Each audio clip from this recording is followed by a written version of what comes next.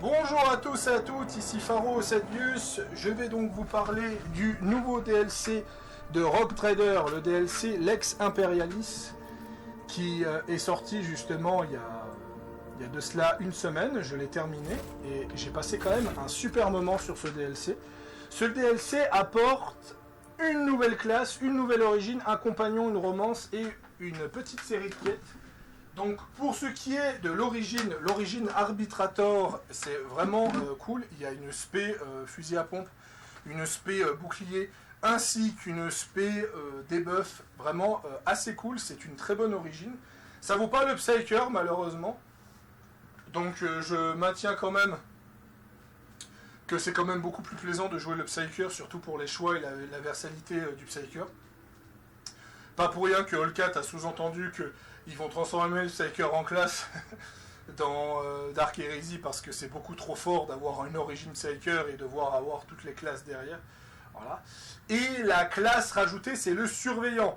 Le Surveillant qui vous permet d'avoir des animaux, donc un Cybermastiff, une Corneille, Raven, Corbeau en anglais, le cerveau-crâne ainsi qu'un aigle. J'ai pas testé l'aigle, mais pour le moment j'ai vraiment bien aimé les autres animaux. J'ai beaucoup de peine avec le cybermastiff encore. Je dois encore voir comment fonctionnent les builds avec. Je trouve qu'il est cool, mais ouais, j'ai vraiment beaucoup de peine à voir sa viabilité en difficulté max. Parce qu'en difficulté max, il a quand même beaucoup de peine à toucher les adversaires, alors quand il touche, il fait super mal.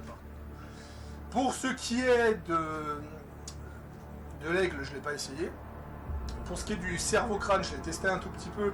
Pouvoir répandre ses buffs et ses debuffs partout, c'est vraiment génial à voir sur le long terme. Et la Psyker Corneille, pouvoir balancer ses buffs sur absolument tous ses alliés, ses debuffs sur absolument tout le monde, quand c'est du sort unique, c'est vraiment très plaisant.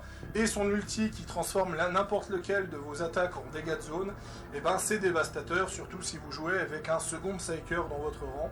Comme moi c'est le cas, donc ça veut dire qu'avec Kitira, je flambais les ennemis avec Incinération, je flambais tout le monde, et après ça transformait des petites détonations partout. C'était vraiment génial. Vraiment, c'était une super classe. Après, est-ce que ça vaut le Danslam et le Bourreau? Le Bourreau, je dirais que ça va. Par rapport à la sous-classe du Bourreau, je dirais qu'elle est assez équilibrée. Je dirais que c'est pas évident à le juger par rapport au Danslam. Mais bon, vu que c'est une seconde sous-classe, je pense qu'il faut plus les comparer avec les secondes sous-classes et je dirais qu'elle fait réellement le taf. C'est pas l'archi-militant, c'est pas le grand stratège ou le maître tacticien, mais elle est quand même relativement utile et ça permet de donner une vraie spé à Idira qui la rend quand même très très viable.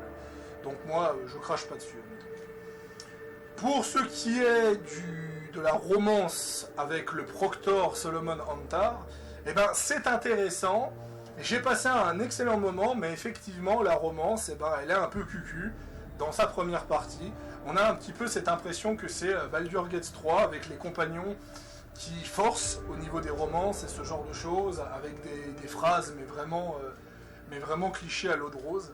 J'ai pas beaucoup aimé sa romance jusqu'à ce que je découvre la vérité derrière la romance. Et là, je trouvais que c'était intéressant. Et de nouveau, Allcat ont vraiment un talent d'écriture de fou. Vraiment, il n'y a aucun jeu ou DLC Allcat mauvais dans son écriture. Ça, c'est relativement incroyable. Et ce genre de choses. Ça fait 8 ans, si je m'abuse, 8 ou 9 ans que le studio existe. Et je suis impressionné par leur qualité d'écriture à chaque fois. À chaque fois, ça m'arrive de gueuler tout seul dans mon appartement, tellement que je suis impressionné par leur qualité d'écriture. C'est quelque chose de vraiment impressionnant. Et ce genre de choses. Pourtant, je suis extrêmement difficile en termes d'écriture, hein. Pour ceux qui me suivent et pour ceux qui m'écoutent sur la chaîne Valkania, vous savez très bien de quoi je parle. Voilà. Et sinon, bien, l'écriture c'est bien, mais qu'en est-il du DLC en lui-même? Le DLC est centré sur l'administration et l'arbitesse, et même si c'est très cool, ça ressemble plus à des quêtes secondaires intégrées sous une forme de DLC qu'une suite narrative avec un contexte. Il y a bel et bien un antagoniste final derrière tout cela, mais voilà, on a quand même cette impression que c'est des quêtes un peu déconnectées, donc on n'a pas ce sentiment d'être sur un DLC avec une intrigue et ce genre de choses. Et ça peut être un peu frustrant au début, je trouve.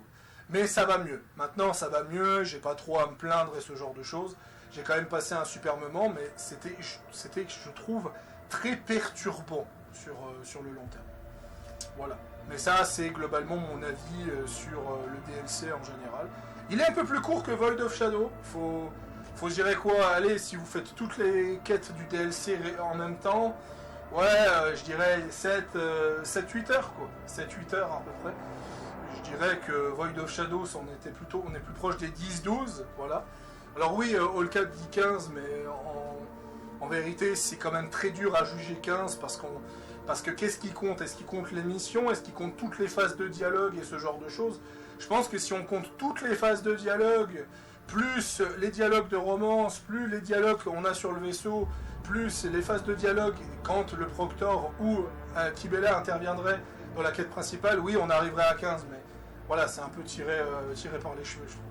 Donc voilà, vraiment, super DLC, je vous le conseille, mais le DLC est quand même plus court que Void of Shadow, donc si vous avez trouvé que le DLC Void of Shadow était trop court, attendez encore un moment.